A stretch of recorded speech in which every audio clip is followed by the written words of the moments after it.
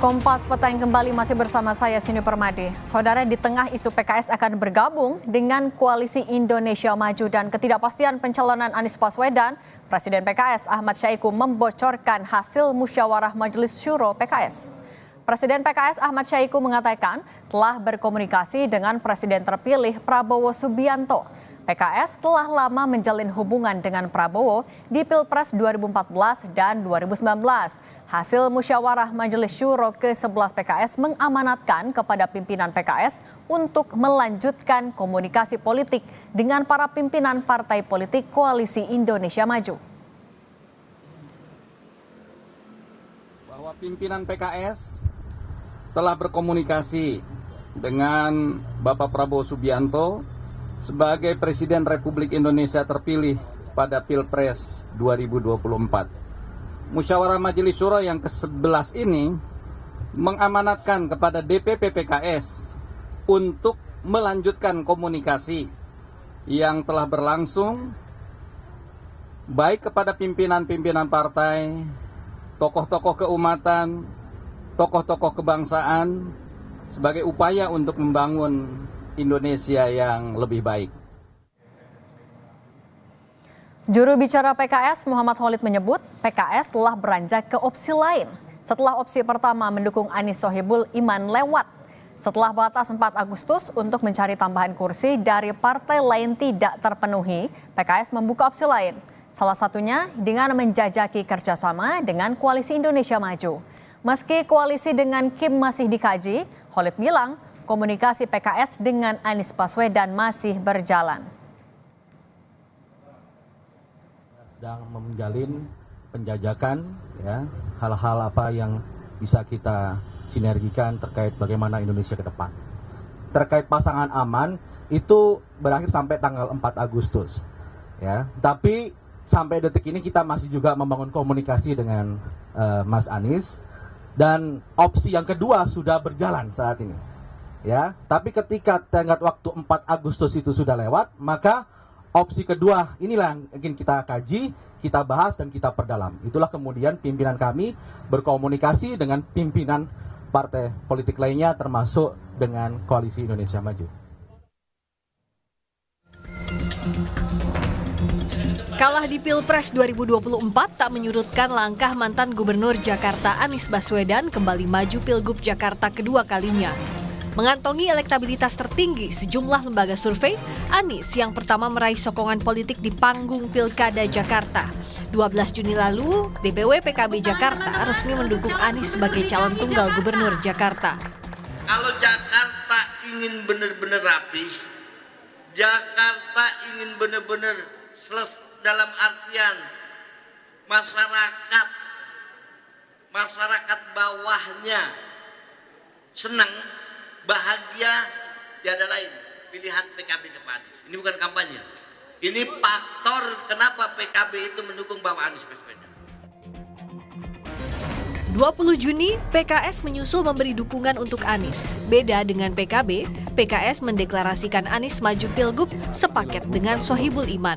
Maka Dewan Pimpinan Tingkat Pusat DPTP PKS pada rapat di hari Kamis 20 Juni 2024 telah memutuskan mengusung Bapak Anies Rashid Baswedan sebagai bakal calon gubernur dan Bapak Muhammad Sohibul Iman sebagai bakal calon wakil gubernur.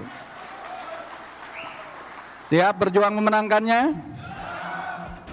Nasdem yang mengusung Anies di Pilpres juga resmi menyatakan dukungan Anies maju Pilgub Jakarta dalam pertemuan dengan Ketua Umum Partai Nasdem Surya Paloh di Nasdem Tower 22 Juli lalu. Tapi ternyata sore ini kami telah membulatkan tekad, menyepakati untuk Pilkada DKI. Pak Surya Paloh yang pimpin rapat tadi langsung menetapkan Bapak Anies Baswedan sebagai calon gubernur DKI Jakarta dari Partai Nasdem. Pak Anies juga diberi kebebasan sepenuhnya untuk menentukan siapa wakilnya dengan satu syarat. Wakil itu tidak boleh dari Partai Nasdem. Meski sudah mengantongi dukungan 3 partai, nasib pencalonan Anies di Pilgub Jakarta masih tak menentu.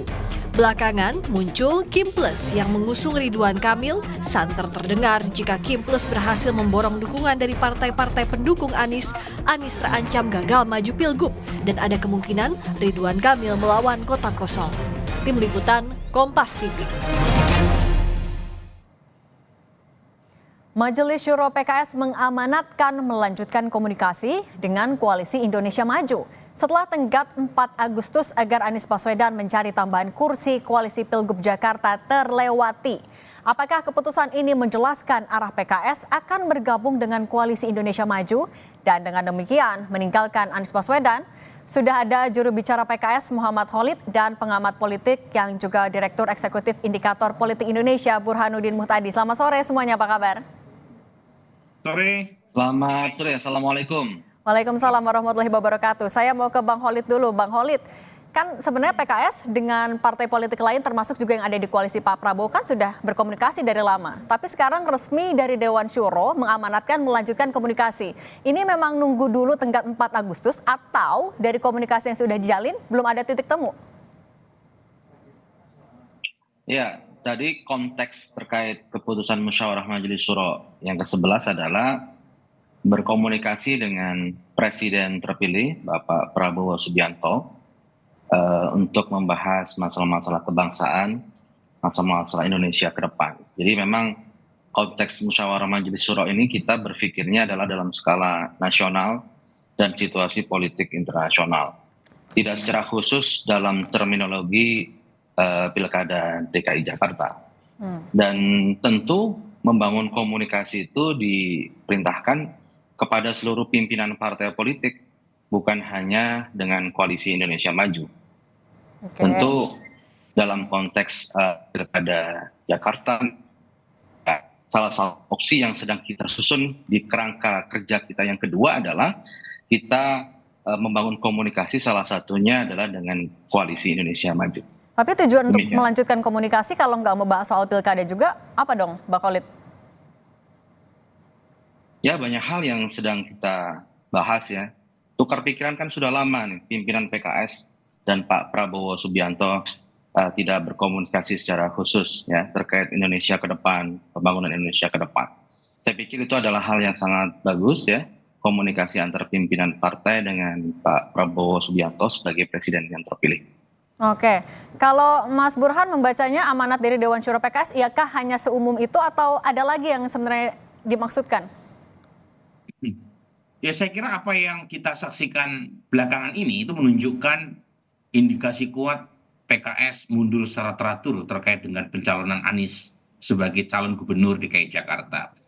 Dan indikasinya banyak, bukan sekedar komunikasi antara pimpinan PKS terutama dari Majelis Syuro dengan Pak Prabowo, tetapi beberapa wilayah sudah menunjukkan PKS mendukung atau berkoalisi dengan Gerindra, dengan Kim secara umum ya. Misalnya di Sumatera Utara, PKS sudah resmi memilih Mas Bobi sebagai calon gubernur. Kemudian ada juga koalisi dengan Gerindra di Banten dan di beberapa tempat yang lain. Jadi semacam preteks menuju apa yang kita akan tunggu terkait dengan keputusan PKS di Jakarta. Di Jakarta lebih kompleks. Pertama karena kita tahu ya PKS menang di pilkada di Pileg 2024 kemarin bulan Februari, tetapi PKS tidak mampu mengusung calon sendirian. Dan saat yang sama PKS relatif lebih maju dibanding partai lain karena secara resmi sudah mendukung paket aman Anies dan Sohibul Iman. Tetapi belum cukup kursinya. Ini yang saya sebut kompleksitas yang dihadapi oleh PKS. Di saat yang sama, Anies juga keberatan untuk mencari mitra koalisi tambahan. Dan itu terlihat dari maju mundurnya PKB maupun Nasdem. Jadi kompleksitas itu sepertinya yang kemudian mendorong perkembangan terakhir yang memperlihatkan kemungkinan Anies justru ditinggal. Sesuatu yang menurut saya ironis. Karena Anies elektabilitasnya tertinggi, tapi justru kesulitan untuk mendapatkan dukungan dari partai, termasuk dari PKS. Oke, Bang Khalid, Tenggat waktunya kan Ya. udah lewat 4 Agustus dan amanat dari Dewan Syuro kan juga menjalin komunikasi dengan Pak Prabowo. Tapi kenapa sampai saat ini PKS juga masih kekeh, ya kami masih akan menjalani komunikasi juga dengan Mas Anies. Ketegasan soal nasib Pak Anies akan disampaikan kah?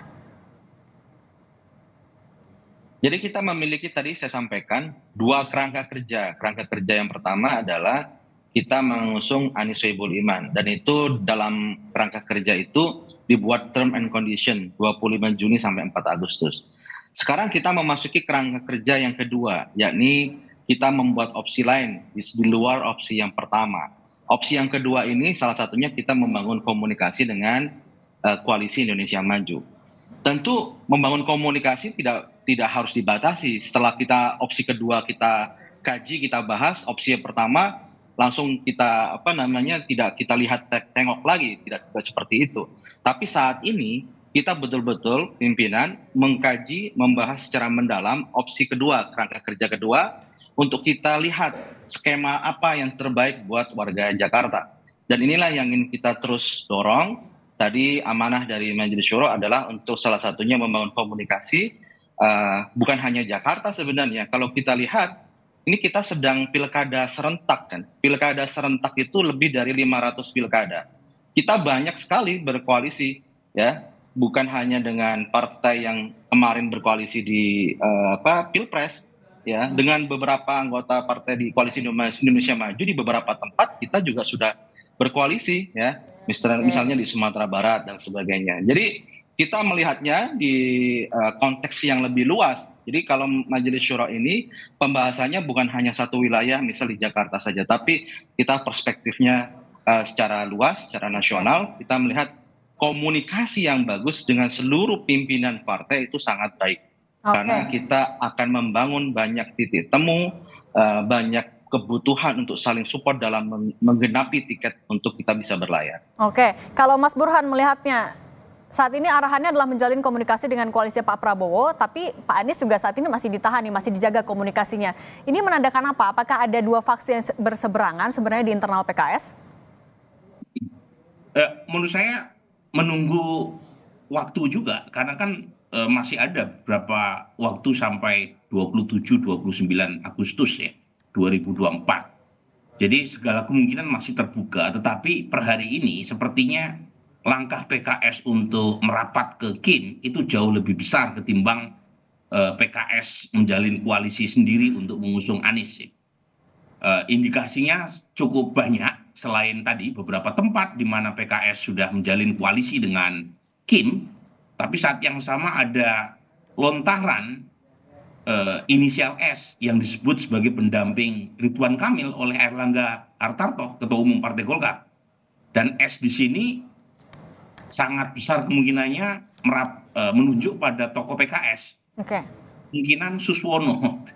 Nah, kalau misalnya itu yang terjadi, ya, menurut saya Ridwan Kamil maupun PKS tidak perlu khawatir kalau misalnya Anies sekalipun dapat tiket. Karena dukungan PKS kepada paket KIM itu luar biasa menohok elektabilitas Anies. Karena ada overlap antara basis pendukung Anies dengan PKS.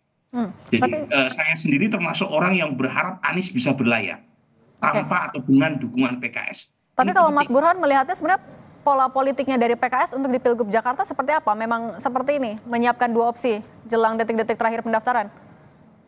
Kan bukan hanya PKS yang seperti itu ya. Partai-partai kita pada umumnya kan punya semacam multiple skenario. Dan itu suatu hal yang wajar. Menjadi kurang wajar buat PKS karena banyak hal. Pertama, PKS sudah terlalu maju untuk urusan pencalonan Anies. Terlepas soal ada deadline tanggal 4 Agustus. Saya sendiri baru tahu ada term of condition semacam itu ya. Tetapi dari sisi komunikasi publik, PKS dianggap sudah mendukung Anies. Soal apakah ada syarat di belakang layar, belakangan baru kita tahu. Yang kedua, karena konstituen PKS ya, itu hampir 90% mendukung Anies dalam survei kami ya, di indikator terkait dengan survei peta elektoral jelang Pilkada DKI Jakarta, DKJ Jakarta. Jadi memang ada hal yang sangat khusus terkait dengan konstituensi PKS yang secara elektoral sudah punya preferensi ke Anies. Nah, pertanyaan berikutnya, kalau misalnya PKS tiba-tiba mundur teratur, selain tentu saja tidak mudah, juga harus menjelaskan mengapa pilihan PKS seperti itu. Sesuatu hal yang menurut saya tidak mudah ya buat PKS untuk menjelaskan kepada basis akar. Oke, nah Bang Holid, kalau dari PKS pertimbangannya bagaimana? Apakah PKS sebagai partai politik yang pertama dan juga artinya satu-satunya sekarang sudah resmi mengusung Pak Anies elektabilitasnya paling tinggi, PKS juga sudah dapat kotel efeknya untuk di Pilkada Jakarta, di Pileg maksud kami. Apakah tidak sayang juga untuk melepaskan Pak Anies? Jadi keputusan PKS itu yang sudah definitif adalah karena PKS partai pemenang di Jakarta, maka PKS mewajibkan kadernya maju sebagai calon gubernur atau maju sebagai calon wakil gubernur di DKI Jakarta. Jadi itu keputusan definitif dari PKS. Dan kapan akan memberikan kemudian keputusannya? kita memiliki kerangka kerja yang pertama. Kerangka kerja yang pertama tadi yang disebutkan, kita adalah mendukung Anies Sohibul Iman atau pasangan aman. Namun kalau kita lihat kerangka kerja yang pertama ini kan tidak running well, tidak berjalan sesuai yang kita harapkan. Sampai detik ini belum ada satupun partai yang secara official tertulis memberikan SK rekomendasi untuk majunya Mas Anies. Nah, karena di kerangka kerja yang pertama ini tidak running well, tidak berjalan dengan baik, maka pimpinan PKS memutuskan untuk membuat kerangka kerja yang kedua. Kerangka kerja kedua inilah, ini hal yang wajar. Kenapa? Ketika plan yang pertama ini tidak ada progres, tidak ada perkembangan, kemajuan, tidak ada kejelasan, maka dibuatlah kerangka kerja tapi Bang kedua Holid ini artinya untuk bisa kapan membuat berarti PKS kepastian. akan tegas menyampaikan sikapnya? Nah, tentu kita akan kaji nih, komunikasi sedang berjalan. Komunikasi politik sedang berjalan dengan kerangka kerja yang kedua. Ya, dan ini sedang kita kaji, kita telah bersama. Tentu nanti ketika ada titik temu, ada titik keseimbangan, ya, keputusan itu akan menunggu momentum yang tepat kapan akan disampaikan. Oke, baik. Kita tunggu artinya nanti ya, 27 Agustus 2024. Terima kasih Bang Holid, terima kasih juga Mas Burhan sudah berbagi di Kompas Petang. Sehat selalu.